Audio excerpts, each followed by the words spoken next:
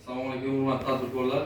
Bugun yana yig'ilishimizni maqsadi sizlarga qanaqadir muammoda hal qiladigan muammo bo'lsa o'zimiz hal qilamiz. O'zimiz hallabimizni yuqori tashkilot bilan hallab bugungi shu murojaatlarimizni hammasini ijobiy hallab beramiz. Agar biror muammolaringiz bo'lsa, bemalol tadbirkorlar aytishlaringiz mumkin. Kimning nima muammosi bor bugungi yig'ilishda? Bizim muammomuz Ergash To'yzo'yev. Ergash To'yzo'yev. Bergan ho'jaligimiz bize 17 gektar rometanga paxtamiz, 19 gektar Kogon tumaniga.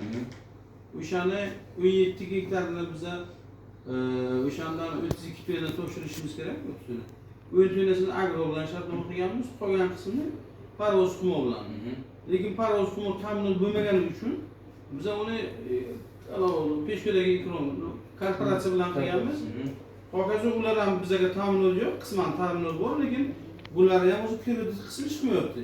Ana endi ishchilarni o'zi ish haqini chiqarishimiz kerak, bular bizga chiqarmayapti. Qisman chiqardi, qolganini agro qismida shartnoma qilganimizni qilyapti, qolganini qilmayapti. Ha bir tomondan atas qilinadi dedi.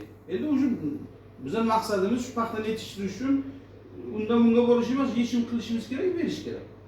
Lekin biz o'z ishni isha qolib bilamiz. U yoqqa borsa korporatsiya bizga pul bermaydi. Masalan, shuni o'zi ish haqida sizga muammo bo'lyapti. Ish haqida muammo bo'lyapti. Ikkinchi tomoni bizga Buxoro tumanidagi endi baribir nimaga bo'lsa Buxoro tumaniga, Kogon tumaniga ham 19 gektar yerimiz bor, nima bilan? Bahor Chens bilan. U ham kredit chiqarmayapti. Ularning kredit nimada platformadan o'tgan. Bular aytibdi, biz bermaymiz Bahor Chensga deydi. Bize Bahor Chensga mana bu nima parvoz hukumotiga to'lga Agrobank bilan agro klasteri bilan nima bilan beradi? Romtexdan boshqa nimani tanilmayapti ular. O'shanga bizga yechim qilib beradi.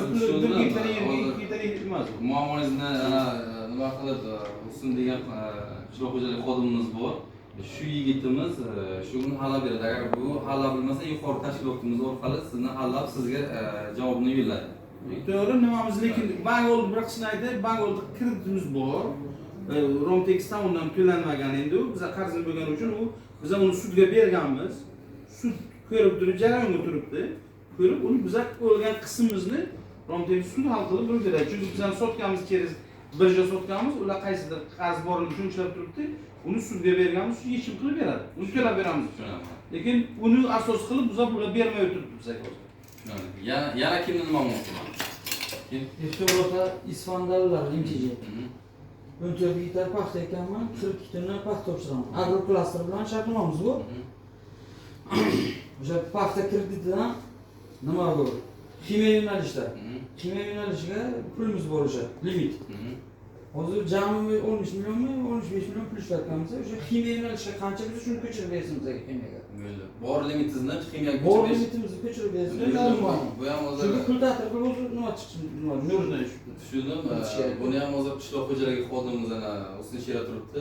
Buni ham ko'rib ijobiy hallab beradi. Hallab bilmasa ham yuqori tashkilot orqali hallab o'sha nimaga kimyoga chiqarib beramiz. Tamam.